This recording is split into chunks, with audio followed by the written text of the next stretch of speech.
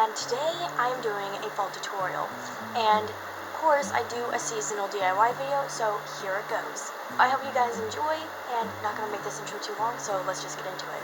So for this first one, which is probably my favorite out of all of them, I got this hanging pumpkin form from Dollar Tree, and then some golden spray paint from Fred Meyer, which was also pretty cheap. Now, yes, I know it's a pumpkin form, so it's not exactly intended to be used as decor by itself, but you can do what you want with it. It's yours. So start off by reading the directions on the spray paint that you're using to see what it wants you to do before you start painting. My directions said to shake for a minute after you start hearing the ball moving around in the spray can, and then spray 10 to 12 inches from the thing you're spraying and move in a back and forth motion, overlapping each layer, if that makes sense, but you see what I'm doing here. You might need to do a few layers depending on the color you're going after, but pay attention to the directions to see how they tell you to paint. After you've let that dry for the needed time, mine was 24 hours, put a thumbtack up in your wall and hang up that decoration on that thumbtack. You can add more decorations to it if you want to be a little bit more fancy, but yeah, that's how I did mine. I absolutely love how this turned out. It is so aesthetic, and I just think that it is the most cutest thing ever. I know that grammar doesn't work, but I'm in love with it.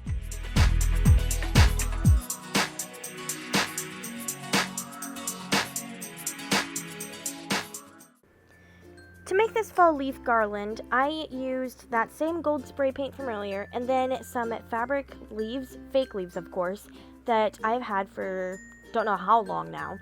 And I started by spreading them out on the newspaper that I had laid out. You really don't need to spread them that far out. They need to be close together so that you can spray them down without wasting a ton of golden spray paint. What I didn't realize before starting this was that you really need to tape down the leaves because you're doing this outdoors where it's windy and that stuff is lightweight. As you can see here coming up, I struggle. There was a lot of learning going on here.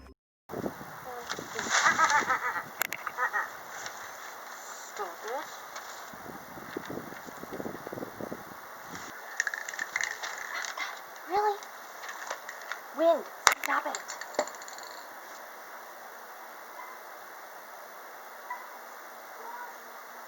So I started spray painting the leaves, but I didn't have them taped down, so they just flew everywhere because I didn't think that spray paint would actually act like wind, but apparently it does. So spray your leaves down and then let them dry for the appropriate amount of time. Now let's get into putting this DIY together. So you need your leaves that are completely dry, then you need some scissors, a hot glue gun, and then what is not pictured is some twine.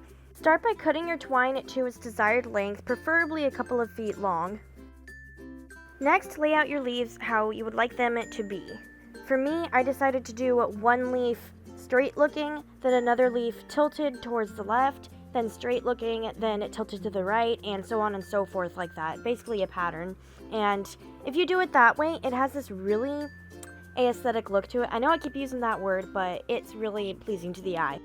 Once you have them all laid out the way you want them to be, put some hot glue on them and stick them to the twine. You want to make sure you're using a surface that is okay with hot glue being stuck to it.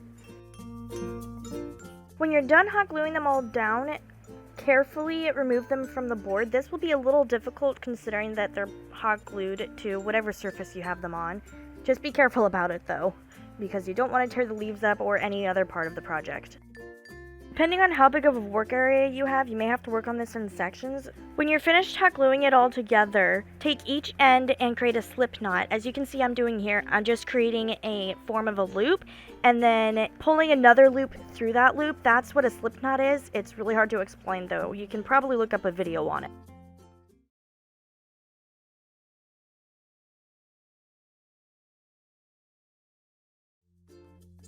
And for the finale, take some thumbtacks and put them in your wall where you would like it to be, and then hang them up using the slip knots. You may have to adjust the distance that they are apart though, depending on how you want the thing to be hanging. Unfortunately, I had the worst spot in camera angle for my camera, so you really can't see much of what I'm doing here other than the center.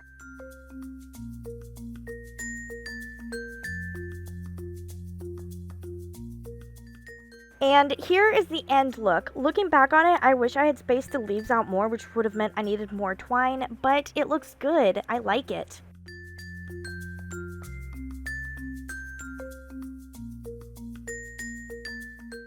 And for this final DIY, I am using a Dollar Tree candle holder that is flat surfaced, along with some E6000 glue and some pine cones that are cut in half, and some Scotch tape. Make sure that you do this outside because the glue is potent, and that you have a paper towel and newspapers with you so that you don't make a mess. Take one of your pine cone halves and put some tape on the back of it where the bristles are, and then put a strip of E6000 glue where the stem would be on the cut side. I learned to use the Scotch tape after the fact of starting this because the glue moves around. It doesn't dry fast, it moves around, so you've got to make sure you have it in place and stuck to the glass.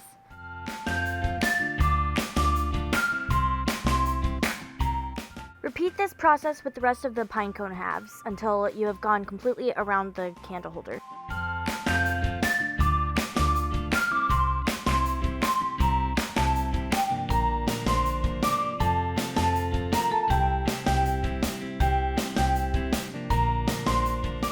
Because this is E6000 glue, it's going to take up to 3 days to completely dry, so let it dry. And this is the finished product after it has dried. It is absolutely stunning just by itself. It is so homey and it is just beautiful. And then here it is with a candle in it, and it is so pretty. It will totally brighten up your home. Hope you guys found those fascinating to watch, basically. It took me a second to find the right word. They're gonna look so nice around our house. I think my favorites, though, are the candle holder and the pumpkin, because those are just awesome. I will see you guys in the next video. Bye!